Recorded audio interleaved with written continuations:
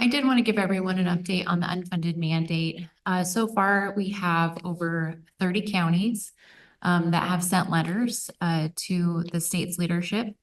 And basically, in these letters, each county is sending different concerns, and it really is reflective of each county's unique situations and unique ability to meet these needs of these unfunded mandates. And I think that that's a real asset where our counties can communicate effectively to the state leadership what the realities are of their budgets and their concerns as they move forward with unfunded mandates. But the real exciting thing is counties are joining together to communicate that this is a real issue, it's a real problem, and we can't continue on this trajectory. Just real quickly, if I may, Chair, I would like to actually give the public an account of these counties that have sent a letter. I think it's important. Alamosa, Archuleta, Baca Bent, Boulder, Crowley, Custer, Delta, Dolores, Elbert, Fremont, Garfield, Grand County, Puebla Plata, Lake, Los Animas, Lincoln, Logan, Mesa, Mineral, Moffett, Montezuma, Montrose. We have Otero, Park, Pueblo, Rio Blanco. We have San Miguel, Sedgwick, Summit, Teller. And there are quite a few counties that are working through their processes as we speak. These processes could be going through risk, legal, finance teams, and eventually to their own unique boards. And so I think it's just really important that we're talking about this in the public. And I just want to make sure that the public understands what an unfunded mandate is. And it's when the state doesn't send funding with a law or even a rulemaking can have significant concerns on county budgets. And so we started this whole unfunded mandate tracker.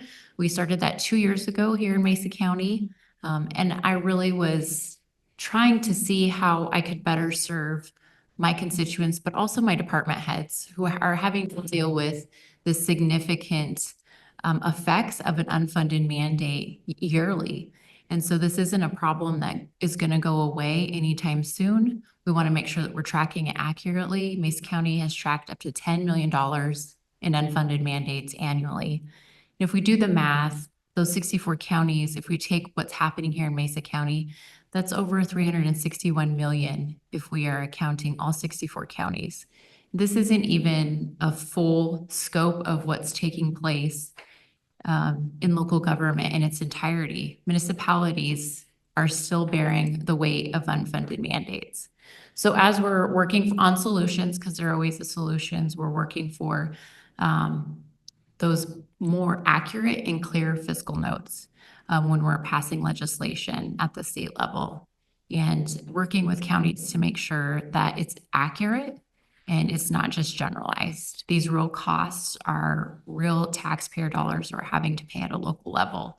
And those services are being diverted away from very critical infrastructure and needs that our local constituents rely on. So we're happy to lead in this space, but more importantly, we're thrilled that other counties are joining in and just expressing that this really is a problem and we need to fix it. So if any of my other commissioners have any thoughts on that for the public, but again, happy to update the public on this really important issue.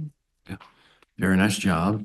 And the cool thing about this, it's not just Mesa County and it's not just a Republican Democrat thing. We've got everybody from every side of the aisle who recognizes what unfunded mandates do to counties, because we have to take those unfunded mandates from somewhere. We don't have an endless pot of funding. They come from somewhere. They come from our sheriff's department, health department, Department of Human Services, roads. They come from somewhere.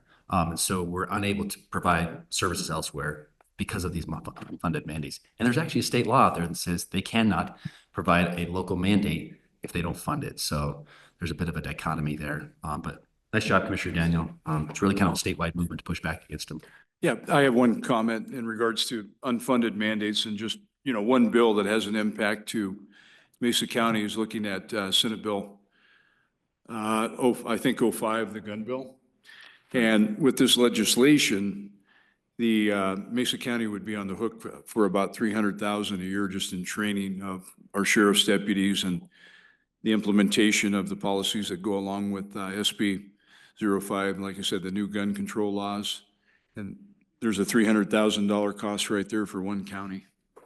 I think it's Senate Bill 3, if I'm correct. It is Senate Bill 3. And we were really clear on our unfunded mandate letter, the bills that were really impacting the county. And I think the few that we did highlight just span across all political spectrums. It's not about politics. This is really about budgets. And we want to make sure that we're being clear with our state leadership that we cannot continue on this trajectory.